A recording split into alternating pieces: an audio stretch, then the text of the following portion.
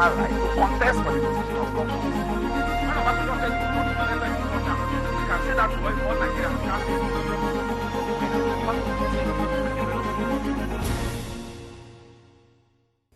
Hello there, thanks for joining us in another edition of the program Head to Head. I am Victor Ayara, your anchor. It is no longer news that the Lagos state government is trying to turn the metropolis into a mega city.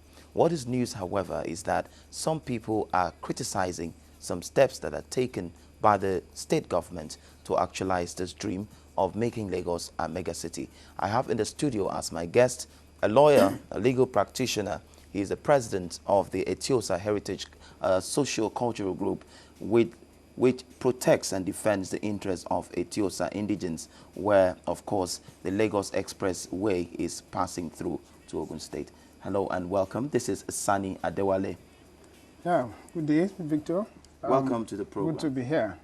Now, what is your grouse with the road expansion project carried out by the Lagos State government? Well, simple. It is not inclusive. The conception, the idea. What we want is not the expansion of the current road. We don't want the expansion of this road as it is.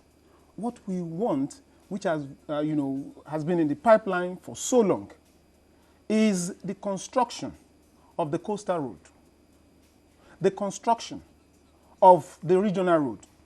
These have been in the master plan since about 1982. Now, all of a sudden, what we have seen is that they said they are expanding the present one. And don't forget, I have been at different fora where the Lagos State Governor, LCC, and some other officials of the state government have confessed to the fact that this proposal was brought to them by LCC. It wasn't Eti-Osa people who said they wanted the expansion. It was LCC who felt that, look, this place is becoming congested and we can make money out of this. That is the whole idea. Now, that is one aspect of it. The other aspect is the fact that in doing this expansion, they are proposing that they're going to charge tolls for 30 years. 30 years that we're going to pay toll on an existing road, a road constructed by Jakonde administration. And this current administration, or Lagos State administration, in the last 10 years, have not given us social infrastructures in this local government.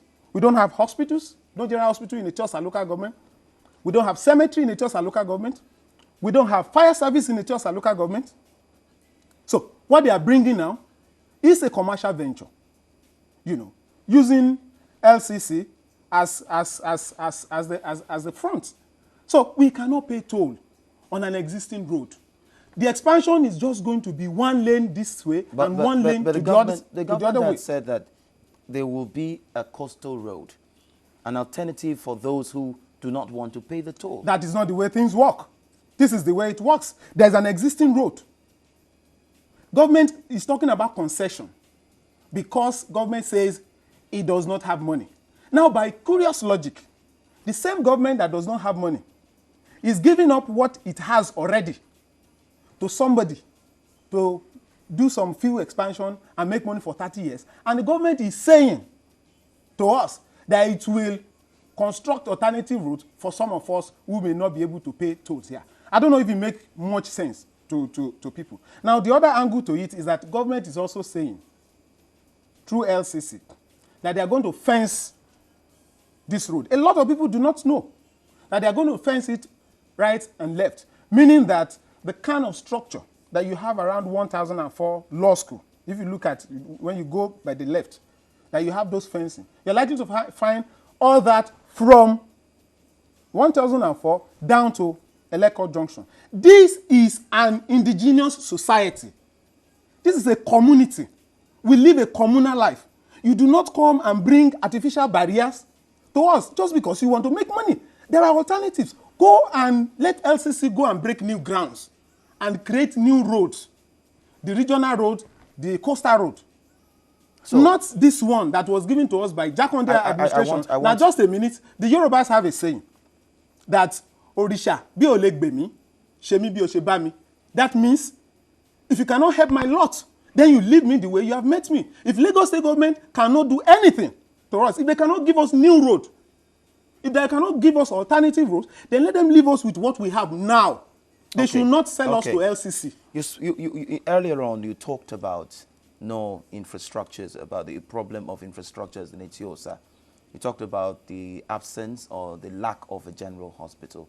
Is that right? Yes, we don't have. You were a secretary serving in the third tier of government, Eti-Osa local government. What did you do during your tenure? Well, let me say at first that I was secretary for about 6 months. Let me also say that the local government does not have powers to give general hospitals. Let me also say in addition that during my tenure as secretary to local government, there was one Akonimo Ojidi who was chairman of the local government. I'm talking of the old Eti-Osa local government. It is on record that administration remained the best to date in terms of governance and provision of facilities. But here you are talking about infrastructure. Now, you're talking about the lack of infrastructure. What did you do as a secretary? Yes. You announced saying the government shouldn't do this or government has not done this. What did you do when you were there? We tried our best at that time. And what the local government was supposed to do at that time was to liaise with the state government to ensure that these facilities were brought to the local government. Now, in your capacity as secretary, what did you do? Yes, in my capacity as the secretary, I advocated for these things. We sent memo to the state government. But let me tell you that there is an attitude towards the Eti-Osa local government, generally, by successive governments in Lagos State, especially in the last 10 years. They think we are the most docile. They think this is where they will meet the least resistance. And so they don't care about us. There is a lot to be said about Eti-Osa local government. They treat us as though we do not exist. And yet, in terms of properties, in terms of revenue coming from land and properties, we give the highest to Lagos State government. What they do in return, which they have done over the years, is to ensure that our land belonging to our forebears, find their ways into friends of government. I'm a son of a farmer. My father can no longer farm. I'm a son of a fisherman. The man can no longer fish. The place where he used to farm, they said is on acquisition, meaning that government has acquired it and sold it to somebody. So you find all sorts of estates in Eti-Osa. Who no go no estate, you go chop estate, and all sorts of funny names. Who just go there because they're friends of government acquiring properties. What then we ask for in return is the fact that, look, if you have taken all this from us, if we can no longer be farmers, then please give us alternative. But what they are bringing to us is like you have a child and you want to administer my pikin. I want to ask you a question. Would you be speaking like this if you were part of what is happening right now?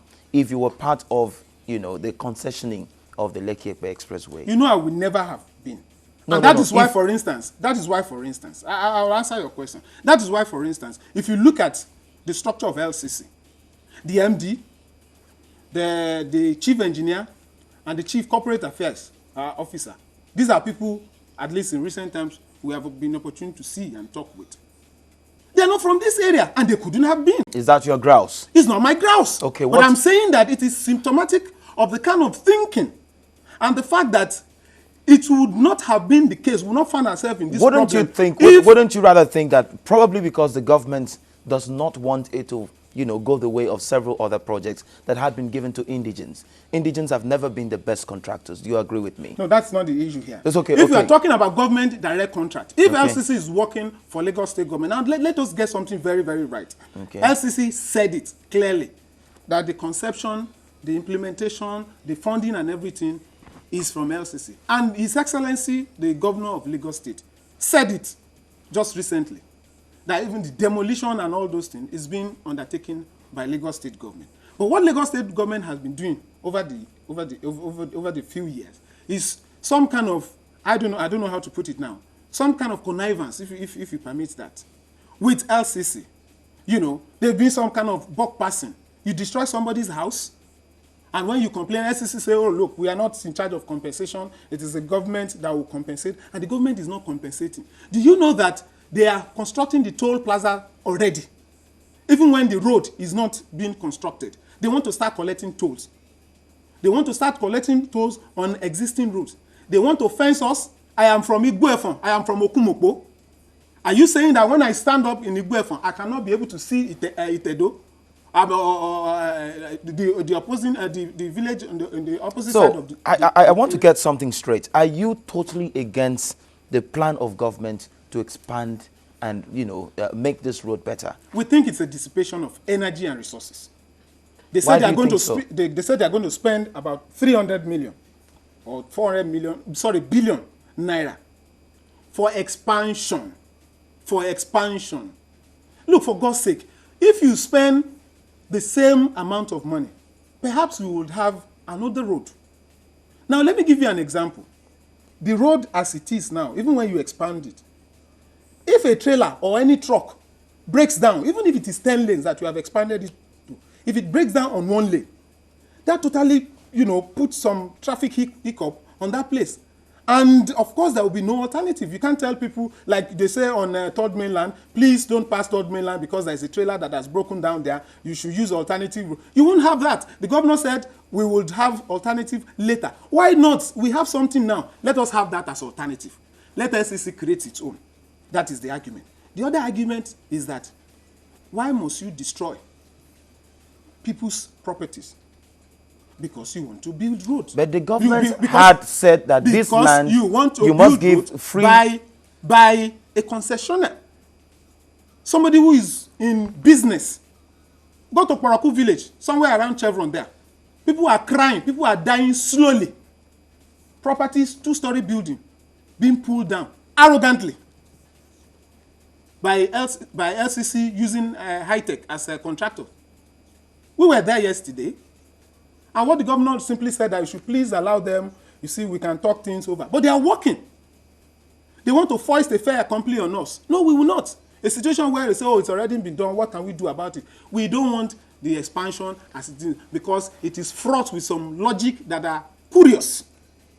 Look, Lagos state government is known. I mean, let's give it to them. The state government is known for robust policy advocacy. Look at BRT, LASMA, and the rest of them. When these programs were coming, way at the level of conception, the government had started talking about it, what it will look like, pictorial view and the rest of that. I saw that of the amendment of Korodu Road, the pictorial view and the rest of them. We don't have that in respect of this road because underneath the facade of road construction and expansion and all those things are some inbuilt concepts that people would naturally disagree with. But why are you sounding, who is sponsoring you to be saying what you're saying now? Victor, I don't need to be sponsored. Victor, I was born in this environment some 40 years ago. I sold fish that was caught from the river by my father and smoked on fire. Are you sure somebody's not paying you to be saying this? And therefore, are you sure you're not being used by the opposition party there or is no some other village people? in Eti-Osa local government, Lekki local government, and even to the boundary of Ekpe that I'm not connected with, one way or the other. I have all my life, all my roots and everything within this corridor. God forbid, I'm not a bastard. That I would then, that my father, I'm not an akotilator, like the Yoruba concept of a prodigal son. I am not. So I don't need to be sponsored.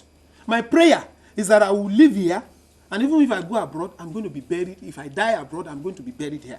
My forebears defended this land, our heritage, our property, and custom and tradition and everything. Even in the days of the colonial masters, in the days of the military, they stood against it. And that is the testimony that I can give. And that is what my children are going to give about me. I don't need to be sponsored. I didn't pay to be here. In essence, what will I need money for? You love your children to remember you as someone who fought against development, as someone who wants the Lagos-Ekpe Expressway to be the way it is right now in the next 30 years. I want my children to remember me as someone who fought against economic terrorism at one point in history. All right. I want them to remember me as someone who gave alternative to the present arrangement, which will be better. All right. We'll take a short break now, and when we come back, we will know what alternatives Adewale Sani has for the concessioning of the Lekki-Ekpe Expressway. Don't go away. The program is Head to Head.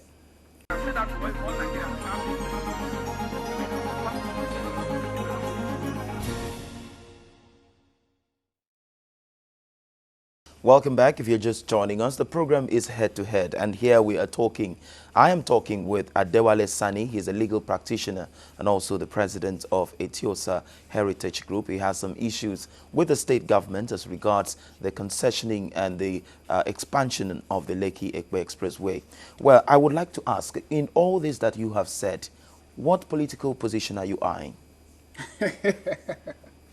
Now that's the most ridiculous thing to think about. Because you are a former secretary of Eti-Osa local government. Interesting. Maybe you would like to be a chairman. How about that? A chairman of Eti-Osa local government, well, right? The chairman at present are my people, and they are doing well. I'm not in a haste to take over. So why are you usurping your duties? Aren't they supposed to be the ones to be asking for these things you're asking? No, they can't do it the way I'm doing it. The reason is obvious. They cannot do it the way that I am doing it. You understand? And let me say this categorically. I don't want us to leave the issue. I'm not eyeing any post. I'm not. I was secretary, and you can ask anybody. I didn't lobby for it. It was at a point in time when the chairman felt he needed somebody to fill a vacancy, and that's why I was just there briefly. I am not doing this for... If I wanted a political end, in fact, that would be wrong. What I'm doing would be wrong. Are you a member of the PDP? Well, I'm not. I mean, to answer your question,